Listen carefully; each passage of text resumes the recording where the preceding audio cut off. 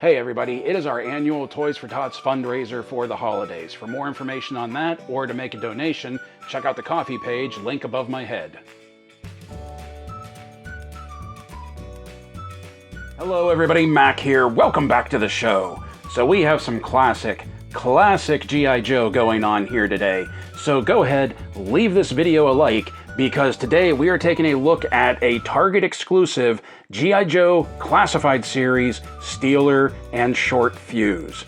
I jumped on this the moment I found out this set was coming out, mainly because of our hometown hero, Steeler right here.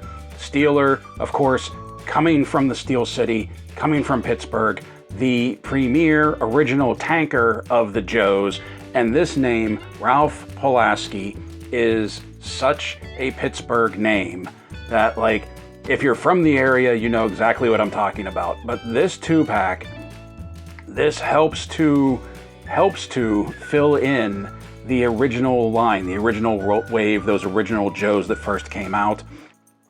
And this is a unique set, like Steeler and SHORT-FUZE here. They even have that old school look to them. Like, there's nothing that's been like classified about them. These definitely look like those original green shirted 3 3/4 figures all grown up into the classified series, and I honestly can't wait to get these out of the packaging. As I said, this is a Target exclusive. Time of recording, I don't know if this is still available on Target's website. Whether it is or it isn't, I'll leave the link in the show notes below so you can go check it out and maybe click on the notify me when in stock button if you would want to do that. Also, please remember, this is November. This is the Thanksgiving season. We are doing our Toys for Tots fundraiser. More on that, check out the video right there that lets you know everything that's going on. Also, please continue with helping to fight the YouTube algorithm. You all have been doing a great job. I appreciate it immensely, of leaving likes for the videos to make sure they get out there in the algorithm to help the channel grow. I love you all for it. It's fantastic. Now, what we have here is our standard classified series 2-pack box. We have sort of like this carbon fiber going on right here. G.I. Joe, the G.I. Joe symbol, the names of what we got going on. Up top, the G.I. Joe star and the number in the series. On the side right here, we have the artwork, SHORT-FUZE and Steeler. On the back, we have some glamour shots of the figures, along with just a close-up of basically the face portraits and the blast effects that come with them.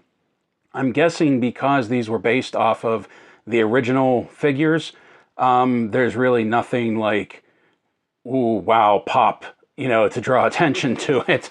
And over here we have the symbols and the QR code on the bottom, this nonsense. So, without further ado, without wasting any time, because I really want to get to my man, my hero, my champion over here, let's get this open and let's take a look at Hasbro G.I. Joe Classified Series, Steeler and SHORT-FUZE. Okay, here they are, Steeler and SHORT-FUZE out of the packaging, and putting the tape measure to them, we can see that SHORT-FUZE is our standard 6 1/4 to the top of his head. Steeler over here is a little bit taller, that he's coming in at just under 6 3/8. So Steeler is a little bigger, as he should be, but as we're about to see in a moment, that's not the only place that they've sort of beefed him up a little. So we're going to start off by taking a look at SHORT-FUZE, and the reason we're doing that is because SHORT-FUZE isn't anything that we haven't seen before. And by that I mean, this is the basic buck and body that they have been using for all of the original Joes. Grunt, Commando Snake Eyes, or rather that retro-carded Snake Eyes, and even the best one that we have right here, Stalker. So if you take a look at him, like, you can see that it's basically the same thing. Like, Stalker doesn't have his arm pouches painted, but they're there. You can see it in the cuffs of the shirt, the collar of the shirt, the legs, the boots. The only real difference is the paint apps. That this is the same figure as this, with different paint and a different head sculpt. And I'm not saying there's anything wrong with that, because I actually kind of dig that for the original Joes, they're all getting kind of the same buck, the same body, because like it really fits that feel of the vintage figures where they were pretty much all the same. That, like, I think the only ones that have been really different so far were the classified breaker, not the cartoon collection breaker. We haven't taken a look at that one yet, but the classified breaker, clutch, and I think the only difference with rock and roll might be the arms, because he has the short sleeves on. So this is basically that body, which means the articulation is going to be exactly what we expect it to be. But before we go on to that, let's take a look at this face sculpt, because this is a fantastic face sculpt. They have really been doing a good job with the face sculpts on these figures, with the paint apps on the face sculpts, and like even how he has a bit of fade to that blonde hair right there, where like it's a little darker where it would be cut closer to the skull, and like just the swoop he has going on up there. I think that's very cool. I really like that. We have his harness right here that will be for his backpack once we get that out, but really this is new to the character, to the figure as well. It does interfere with the arms a little bit, because when I got him, I kind of had to stretch these a little because they were like really up in his armpits. So I had to stretch them, pull them down, and then I was able to get more, I don't want to say more movement, but I was able to get the arms closer to the body rather than having them flail out. Like you can kind of see this one is still doing it a little bit, but that's still much better than what it was when I first got him out of the packaging.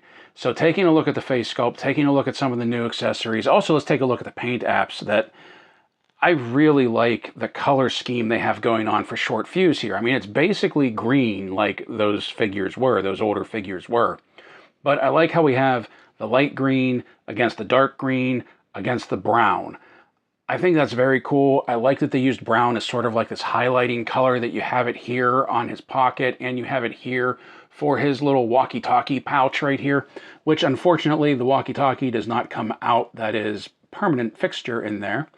But then the brown for the belt, the brown for the pouches, the brown for the boots with the light green for the laces, and then black for like his web gear right here. So I really like that just little attention to detail of like not letting one color dominate everything, but like everything goes together. The only silver we have is also these silver buckles right here on his chest harness, on his upper torso harness. So now let's take a look at the articulation. And like I said, it's not going to be anything that we haven't seen before. That he doesn't look up very well. He doesn't look down very well. He can do a full 360. And there is a little bit of tilt, not much, but popping this off, we can see we have that standard dumbbell joint, that there's not a whole lot of travel. I might try and like cut that out a little bit just to get some more movement in there. And the ball joint at the base of the neck, like it'll turn, but there's not a whole lot of movement going on there either.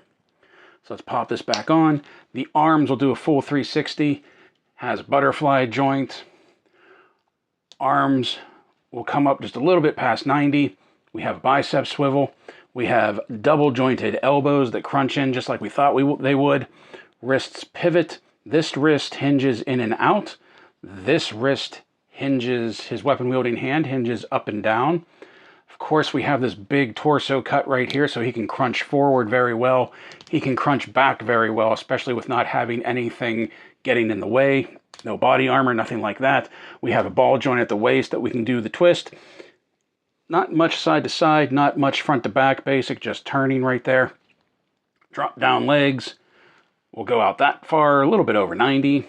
Go back that far, back that far. Come up to the side, pretty decent, but once we get a pistol in there, it'll probably hinder it a little bit more. Thigh cut. Double jointed knees that collapse in on themselves very well. Boot cut. I am not a fan of this boot sheath right here. I liked the older ones that like would clip above the boot and then have a second one right above the ankle. This one kind of gets in the way, and honestly, when I took them out of the packaging, it kind of kept getting annoying. I'm surprised it's not falling right now. But the ankles will rock back very well. Whoop. The ankles will come forward very well. And we have a forward-facing pin for some rocker. Now, you may have noticed that the trenching right there for the boots is not painted, and that is very much on purpose, because even if they did paint that, whenever you would move them like this, all of that would just wear off. We've seen them try to put paint apps there before, and we've seen them rub off before. So that is our SHORT-FUZE. I find it very interesting that, like, because when we take a look at the accessories, he has his glasses too, which the only time I remember SHORT-FUZE wearing glasses was in the comic, in the Marvel Comics. And I feel like this is based off of his comic appearance, with the darker pants, the lighter shirt, the glasses once we get them out, that this isn't the Sunbow look, and this definitely isn't completely how the vintage figure looked. I think this is definitely a nod to the comics, which makes me wonder if, like with Rock and Roll, are we going to get a retro card version of SHORT-FUZE that will just be a complete dark green like Rock and Roll will be? It kind of makes me think that we will, since this was a Target exclusive 2-pack. It just seems like an odd choice for Target exclusives that I think we have another retro card figure in the making. But now we're going to take a look at my hometown hero, my man, my hero, my champion, Steeler right here. And whereas SHORT-FUZE was the basic buck that we've seen for all of the original Joes, I'm pretty certain that Steeler here is completely new. First of all, look at this face portrait. That's a guy that means business. I love this face portrait. I'm going to be 100% biased when it comes to this figure. I'm not going to lie. Steeler, being from Pittsburgh, like, that was huge to me as a kid. Growing up, Steeler was one of my favorites simply for that reason. So much to the point that when it came time for me to make my figure, make Hard Deck, I almost made him a tanker just so I could hang out with Steeler in the Mobat. But this is what we have. I love this dark green that they're using right here with these black accents going on. I do think this is a completely new torso, a completely new chest piece. And remember when I said he's taller than SHORT-FUZE, so he's a little bit taller than the average figure. He's also a little beefier. You can see right in here in his chest, there's a little bit more muscle tone, a little bit more muscle definition. Once again, hearkening to his comic rendition, where Steeler was basically the strong guy until, like, Roadblock and them showed up. And even then, he was still, like, one of the stronger ones when it came time to do some heavy lifting. Like, you can see right here that there's definitely more beef right here than there is here. And I kind of like that. I like that they brought out this new buck for Steeler, because he didn't need to be huge like Roadblock and even like Sergeant Slaughter. But I appreciate that they gave him a little bit more mass to him to just reflect that, yeah, he works on tanks. He lifts heavy things. He's going to be beefier. I really like the shirt right here with the open collar, and you can see, like, the ribbed shirt, the ribbed shirt underneath. I think that's really cool. The legs, I feel like the legs are reuse, but I can't pinpoint exactly where I've seen them before. Maybe clutch? I'm not sure. But I definitely believe the torso and the arms right here, you have the zippers painted black for the arm pockets. I definitely think this is all, from the waist up anyway, is completely new, and I really do love this face sculpt. And just look at the paint apps on the eyes. Everything right here just looks fantastic. If I have one issue, and we're going to talk about this before we take a look at the articulation, so you understand what some limitations are. Oh yeah, and the black elbow pads right there, I really dig that. I wish they would have painted the knee pads black to go along with the elbow pads. That, like, I think that might have been like a missed chance to just, like, hit it with some black paint there, like they did with the elbows up here. But there's a little bit of a limitation to the articulation. This is all one piece. You have his leg pouches and his holster right here that strap up to his belt. And then attached to his belt is this harness piece that comes around to the back as well and slings underneath for his chest holster. That is all one piece. That does interfere a bit with the articulation. So be aware of that as we check things out now, that the head will do a full 360 spin. He can look up better than SHORT-FUZE. He can look down about the same as SHORT-FUZE. And he has a little bit more tilt side to side. Once again, dumbbell joint, ball joint at the base of the neck. There we go. Arms, 2 of them, full 360 spin. Really nice butterfly joint right here. And you can see how it's cut out of the torso right there. I really dig that. I think that's a nice touch. You can bring them forward better. Back, not nearly as far as some of the other ones, but still he has a decent range of movement. Arms come up to about 90. Bicep swivel.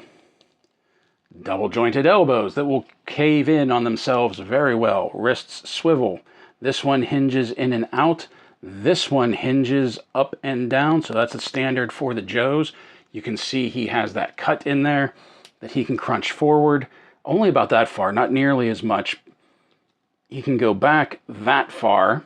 Whoop. He can go back that far. You can see they continued the sculpt going up to give the illusion that it's just his shirt stretching so that it doesn't go to like Baron right there.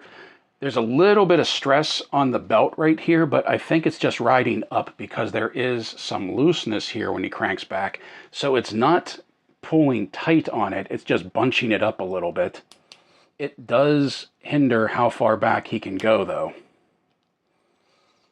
Now the legs, he has the drop down legs and the holsters will slide up on the legs so that you can bring his legs forward to 90. They can go back very well, and then they will come up to here, and this bit does kind of interfere with bringing the legs up fully. Thigh cut, double jointed knee is sticking. Okay, double jointed knees that close in on themselves very well. Boot cut, ankles rock back, ankles rock forward very well. And a forward-facing pin for rocker. So all of the articulation on these two is exactly what you would expect it to be. So these 2-packs come with so many accessories anymore that I'm not going to go through them one by one. I don't think you want to sit here and watch that. I definitely don't want to sit here and make you watch that, especially when a lot of these accessories we've seen already, which I don't have a problem with because these are actually some of, I feel like, some of the best weapons and accessories, and not to mention the blast effects that we've had with the classified line. But we're going to start off by looking at the new stuff first. And the first thing we're going to take a look at is SHORT-FUZE's shades right here. That I don't think they were sunglasses in the comic, but they definitely made them not to be like, I don't know, like maybe the prescription glasses that shade out whenever they're exposed to sunlight. But these are definitely like a pair of darker glasses, sunglasses, but you can still see through them. So they're not completely blacked out. I don't know if you can see that through the camera right now. So that is like transparent, translucent, smoky lenses, whatever you want to call them. I think we've seen these glasses before. I do think that we've seen these on at least one of the Baronesses, but that's okay. They look good on him, and you can keep them on, I believe. It's a little tricky because of how tight the helmet is. Let me put these on, hold them in place with my thumb, and let's get the helmet on.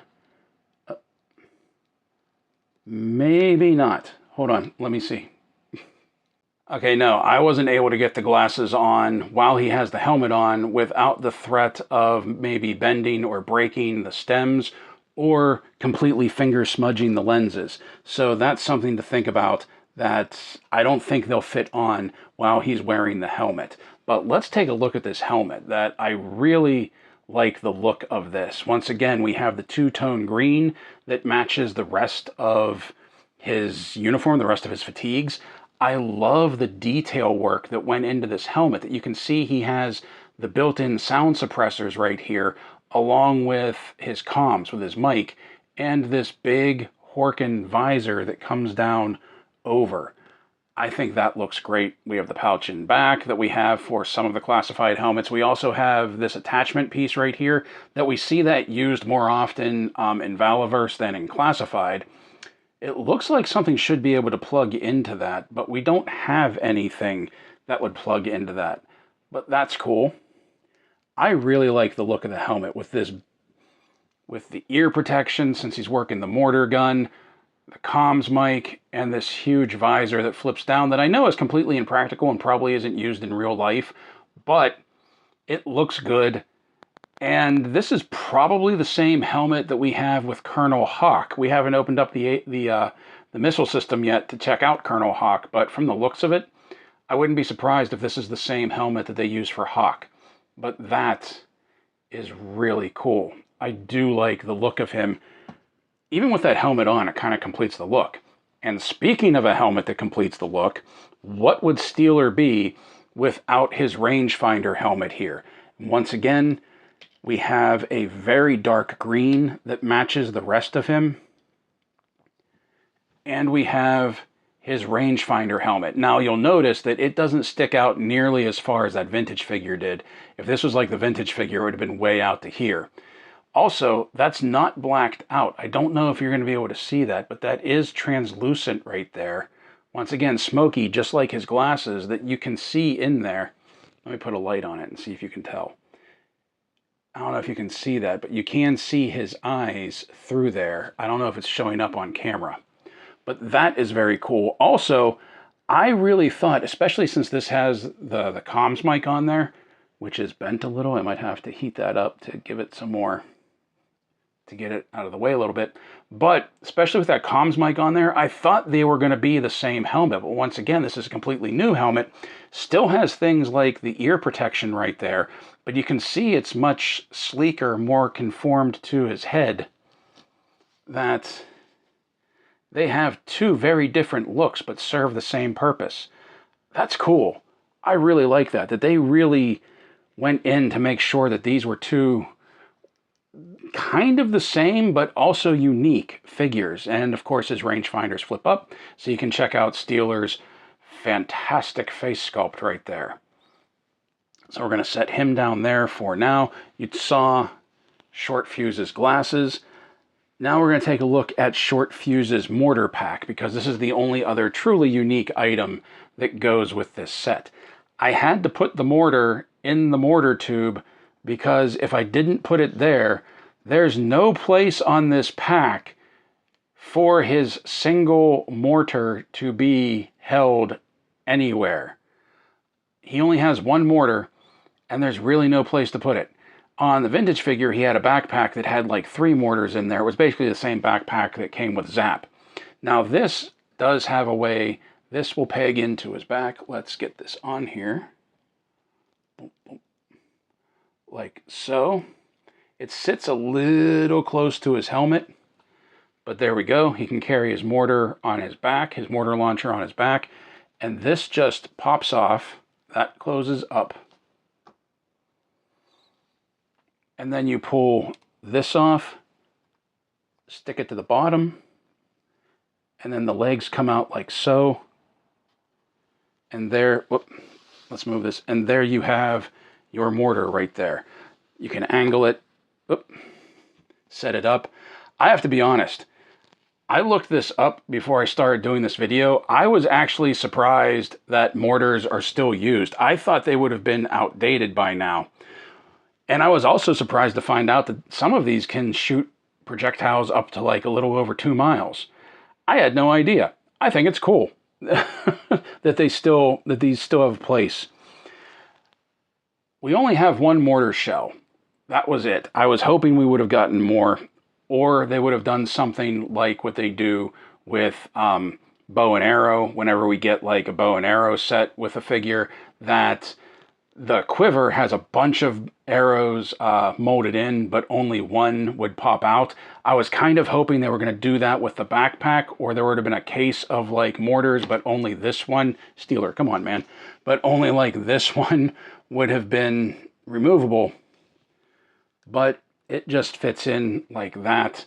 Like I said, there's really no other place to put it, even when it's on his backpack.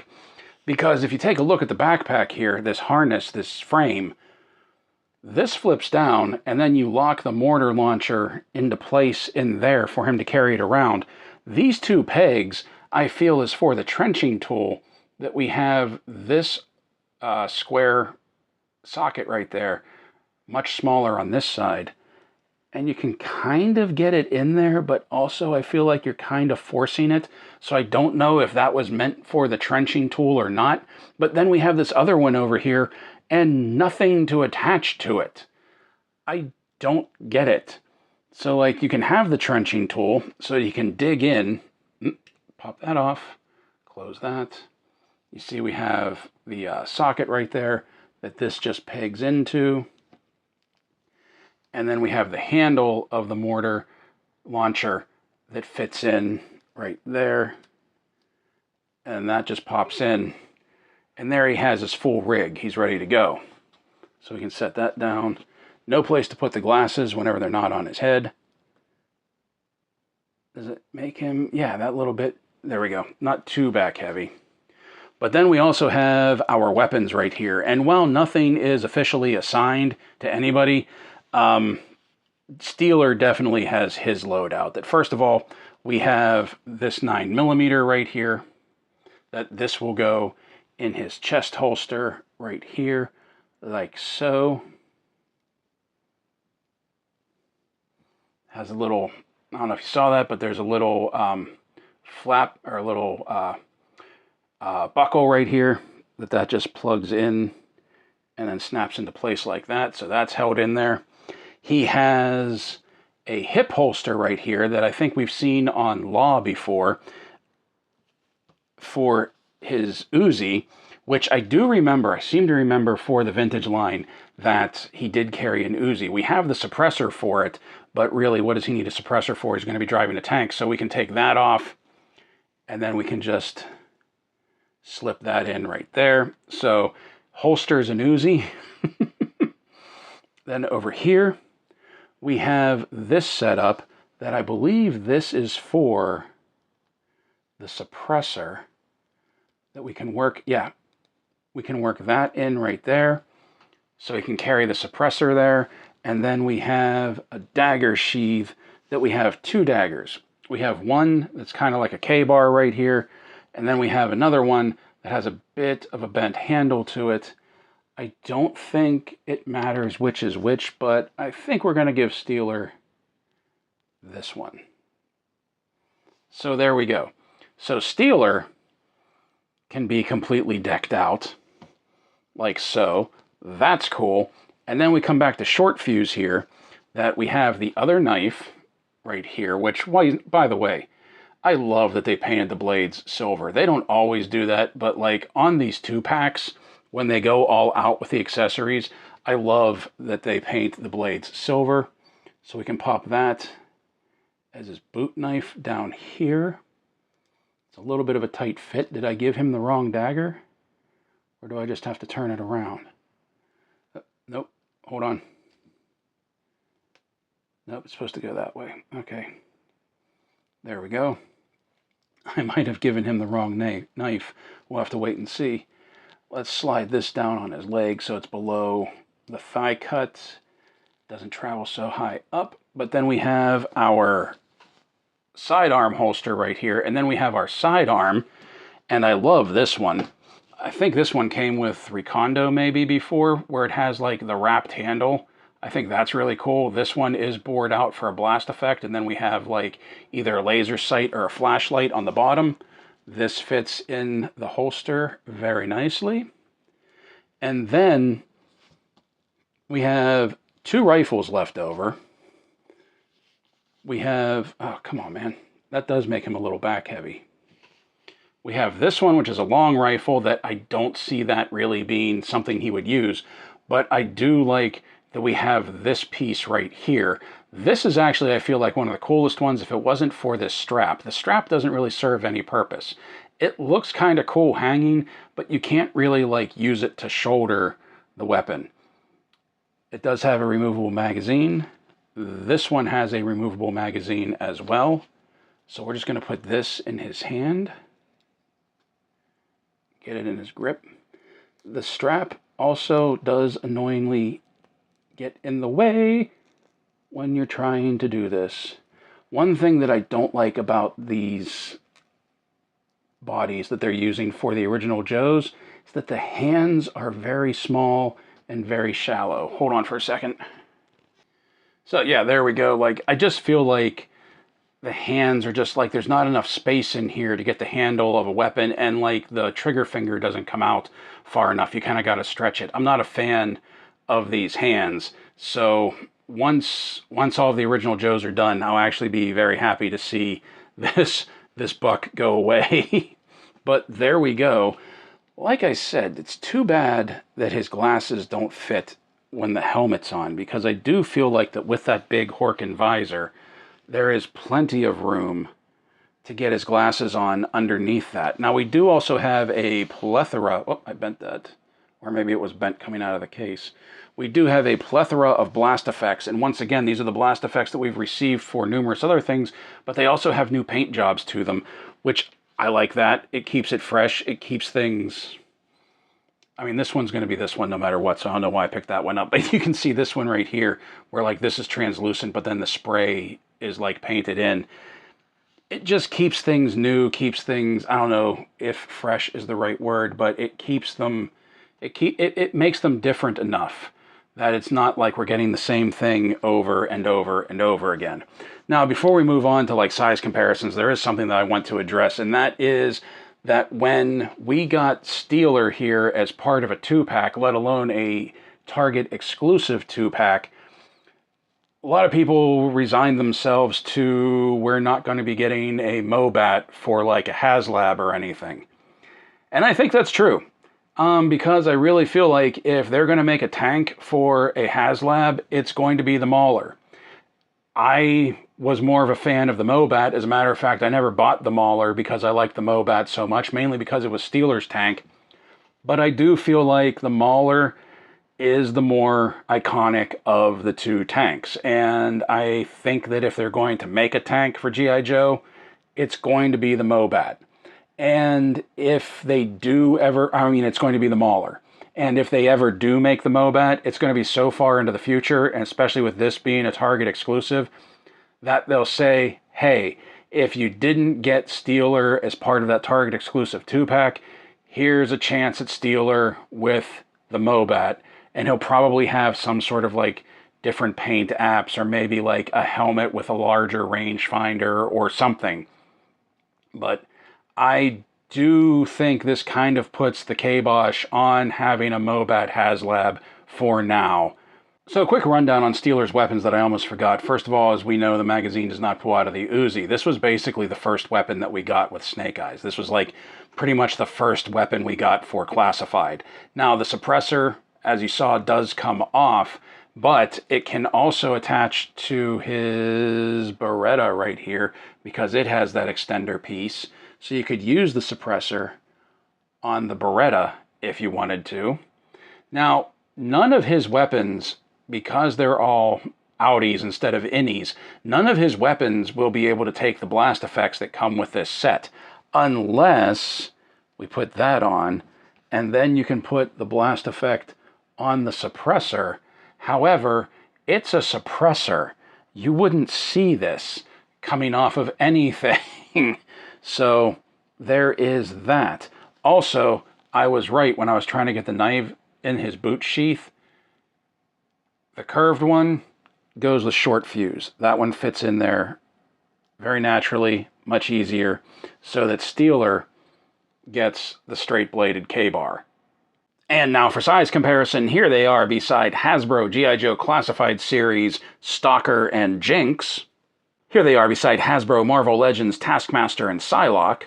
Here they are beside Valaverse Action Force Bone Collector version 2 and Pandora. Here they are beside Nacelle Toys Sectars Warriors of Symbion, Dargon, and Stellara. Here they are beside Hasbro Star Wars The Black Series Knights of the Old Republic Darth Revan and Darth Nihilus. Here they are beside Mattel Masters of the Universe Masterverse Masters of the Universe movie Blade and Evil Lyn. And here they are beside NECA Toys Dungeons & Dragons War Duke and Grim Sword. It's not going to be a surprise to anybody that I really dig this 2-pack, and honestly, it is all Steeler. My entire love for this 2-pack is in Steeler alone. Don't get me wrong, I'm glad we have SHORT-FUZE. SHORT-FUZE was like one of those unsung heroes of the early days of G.I. Joe. Before we had Tripwire, SHORT-FUZE was the demolitions expert. Like, not only did he work the mortar, but he was kind of the explosive ordnance expert on the team until Tripwire came along. So he has like pedigree with the team as well. He's a necessary component of the team, and it's really cool that we're filling out those final Joes of the original line.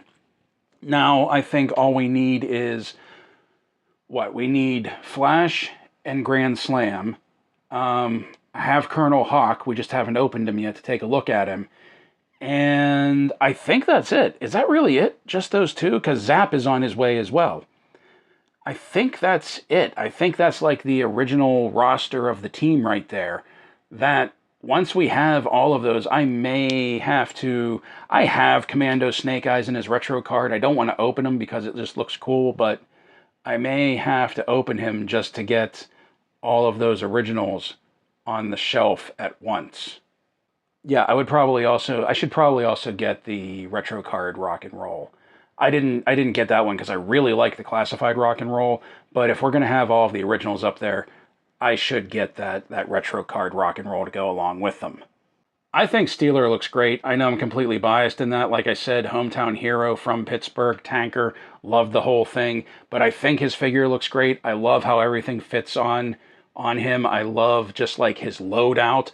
Everything works. Like, the only thing he doesn't have, quite honestly, is the Mobat, and like that's like, then he would just be complete. But I really like everything that we get with him, and I like that there's a place for everything, because originally I thought we weren't going to be able to like put the suppressor on him until I saw those 2 loops on the one side pouch.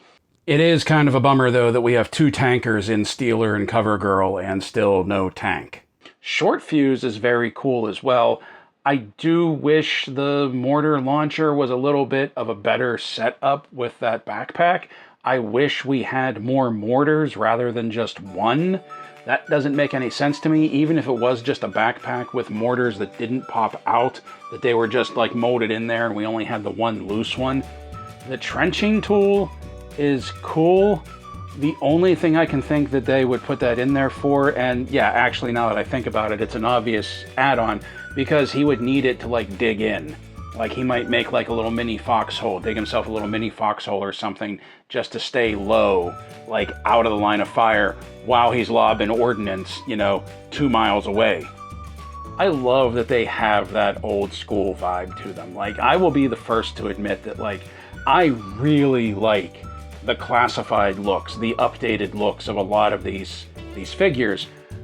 But with these two that are so like original Joes, like you really didn't see them much after like the second and third wave of Joes came out, that they're so like rooted into like that original 80s first run. I love that these two harken back to that original look. Well, look who made it to the end, and if you made it this far, obviously you liked what you were watching, so why don't you go ahead and like, share, comment, and subscribe. If you already are a subscriber, you're a legend, and I love you for it. At this point in the video, this is usually where I would promote channel memberships or subscriptions through our Ko-fi page. However, for the fall fundraiser, it's not about me, it's all about the kids. Keep in mind, we are raising funds for Toys for Tots, and any donation would be greatly appreciated as we strive to reach our goal. For more information on that, click the link for the Ko-fi page right here, where you can see our fall fundraiser video and donate if you have the means. Until next time, everybody, play well, stay safe, stay healthy, and as always, thank you for watching.